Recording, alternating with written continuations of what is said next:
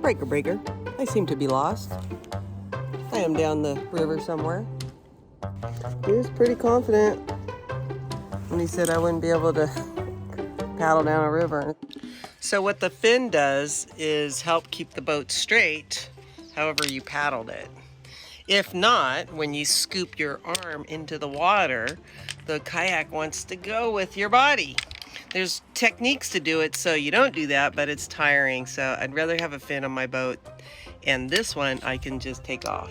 Like, you know, honestly, even if the water is rushing you in one direction, you should be able to know how to paddle a boat to control the whole situation without having to back paddle all the time and blah, blah, blah. So what's happening is the minute you scoop past your body in one of these kind of bodies or kayaks, you start to spin. It's too strong. So you never want to go past your hip. And that's what the guy who sold me the boat was trying to tell me, and now I get it. Where I go short ones, and then sometimes when I do long strokes, it does okay, but then it starts spinning. So most of our strokes are forward strokes. We're trying to make our boat go forward in a straight line. Anything off the center line of your boat, any stroke off the center line of your boat, kayak wants to go the other way. So if I stroke out here, kayak wants to go to the left. If I stroke way out here, it wants to get even left, even further. All right? So your forward stroke should be very close, as close as you possibly can to the center line of your kayak, which means here to here. You should stop the forward stroke at your hip. Your hip is usually right about here. That's where it should stop. Stroke, stop at your hip. If you keep going past your hip, you start lifting water. Lifting water does not make your boat go straight. Because I can barely go forward, but as soon as I keep my kayak paddle here and never go past my hip, the boat won't spin or start to spin.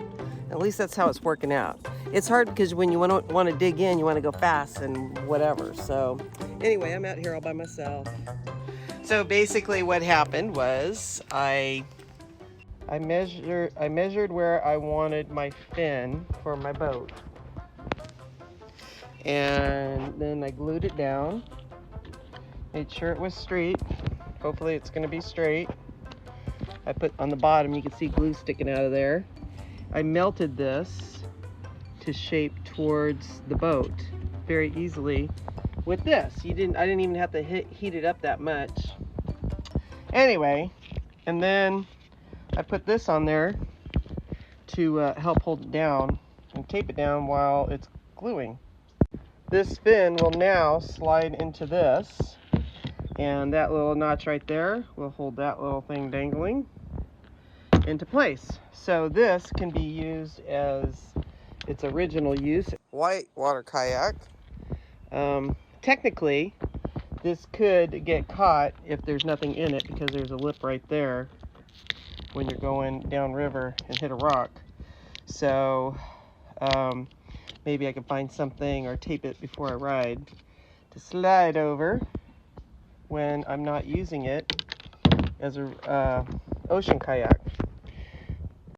Now I put this on there because if you go into my history and I'm spinning around in the river, it's because I was on this. I like this boat because it's smaller and I can get it on and off myself. I have an ocean kayak that's twice as long, but then, you know, I gotta get it on my car and blah, blah, blah. This, I could just go do a short run by myself or with a group and have some fun. So first I cleaned it good with alcohol. To make a flat surface, I melted this like that. So as I was heating it, plus this, I was able to reshape it and have a nice clean surface. My next project will be getting all the scratches out of this. In case you missed it, this is a Zet kayak. I got it at California Kayak and Canoe, used, and I got it during COVID. You know, the supply chain was down, I got a little desperate, I'm like, I'm getting it. Next is this amazing glue. So I had another project on my car And what you do is you spray it on. It sprays kind of like spider webs, so it's very messy. I would wear a glove, at least one glove, to hold the product that you're gluing. See the splatter? So if you have glue projects,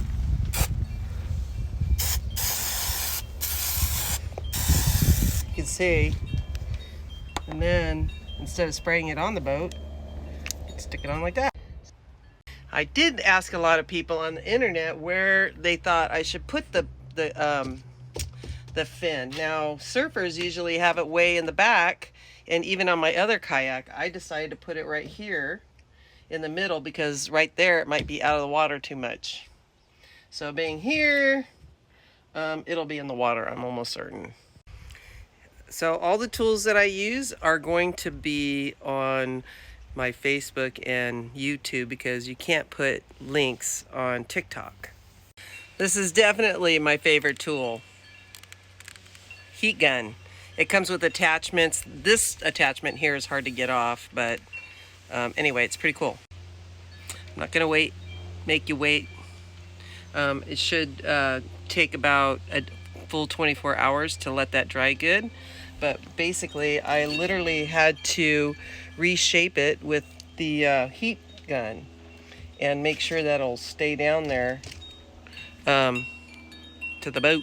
Because once this cools off, it's very stiff. It's done.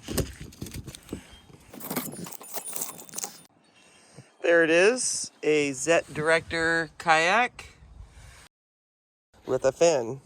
This slides in there like that. Take it off, boom.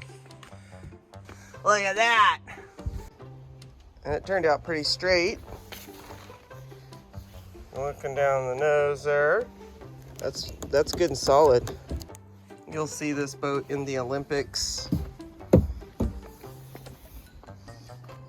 When I'm using it as a whitewater kayak, I won't be using this.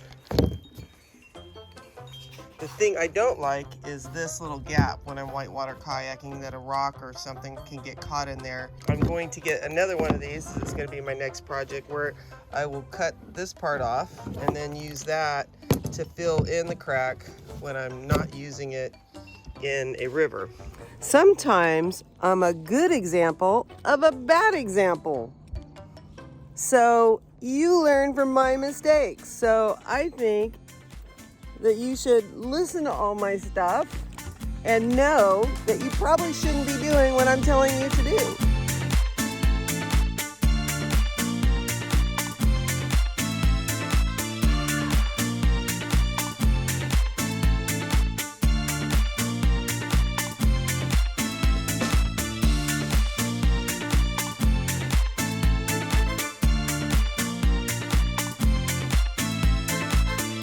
So that's it, postcardtravelers.com. Check it out.